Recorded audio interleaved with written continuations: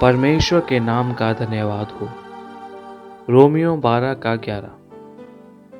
प्रयत्न करने में आलसी ना हो, आत्मिक उन्माद में भरे रहो, प्रभु की सेवा करते रहो। इस अनुग्रहित वचन को आधार बनाकर आज इस स्वतंत्रता दिवस के मौके पर परमेश्वर हमें ये कहकर जगाते हैं कि उत्साह बढ़ता रहे। आज सुबह जब भारत देश के इस 75वें स्वतंत्रता दिवस पर देश की सरकार द्वारा हर घर तिरंगा ये महाअभियान चलाया जा रहा है और देश का हर नागरिक अपने पूरे दिल से इसका हिस्सा बनता है और हर घर पर आज जब राष्ट्रीय ध्वज लहराता है तब हवा में लहराते हुए उस तिरंगे को देखने वाले हर व्यक्ति के मन में ऐसे जैसा हमने आज वचन में पढ़ा है उसी प्रकार जो उत्साह है वह टूटकर बिखरने के लिए नहीं बल्कि स्थिरता के साथ लक्ष्य की ओर बढ़ते रहने की हम प्रेरणा पाएं। हमारे राष्ट्रीय पिता महात्मा गांधी जी के जीवन की कथा भी हमें यही सिखाती है कि चाहे कितनी भी मुश्किलों का सामना करना पड़े उसी ओर उत्साह के साथ बढ़ते रहें, वह एक दिन जरूर पूरा होगा। असाधारण लोगों का जीवन जो पाठ हमें सिखाता है वो ये है कि अगर लक्ष्य को पाना है तो हमें स्थिरता के साथ उत्साह से भरा होना होगा। हमारे भारत देश की आज़ादी के लिए आंदोलन करने वाले प्रतिकूल अवस्थाओं को चुनौती देते हुए सहने से बाहर दर्द को भी सहना आज की युवा पीढ़ी को यह प्रेरणा देने पाए कि हाँ, हम लक्ष्य तक पहुंचने के बीच आने वाली हर मुश्किल पर जीत हासिल करेंगे।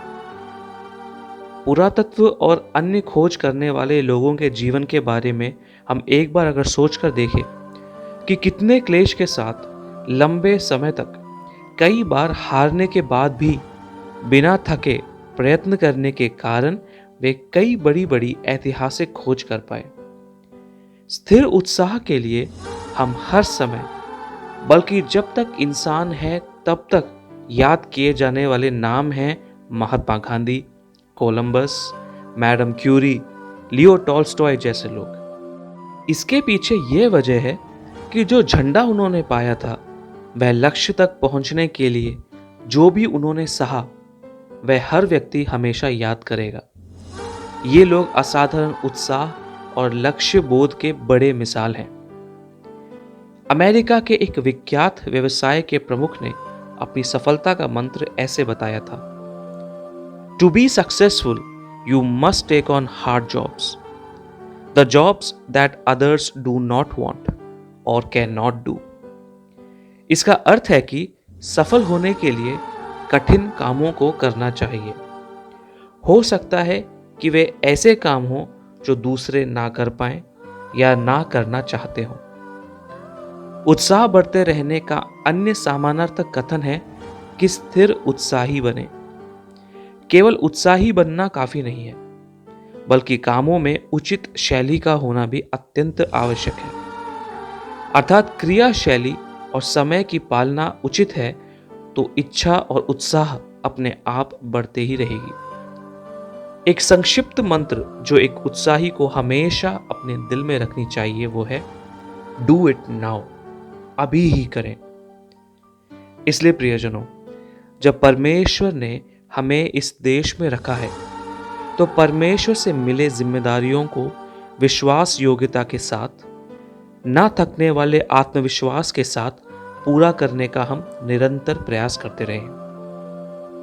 परमेश्वर की बुलाहट के अनुसार बिल्कुल ठीक उत्साह के साथ बिना डगमगाए जो निरंतर करना है उसे करें।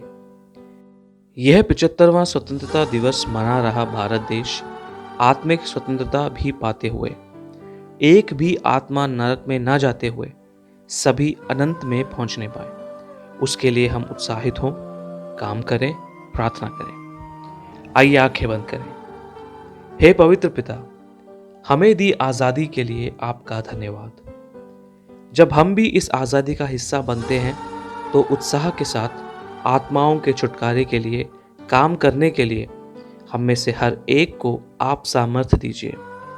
यीशु के नाम से मांगते हैं, आमीन। आप सबका दिन अनुग्रहित हो। जय मसीह की।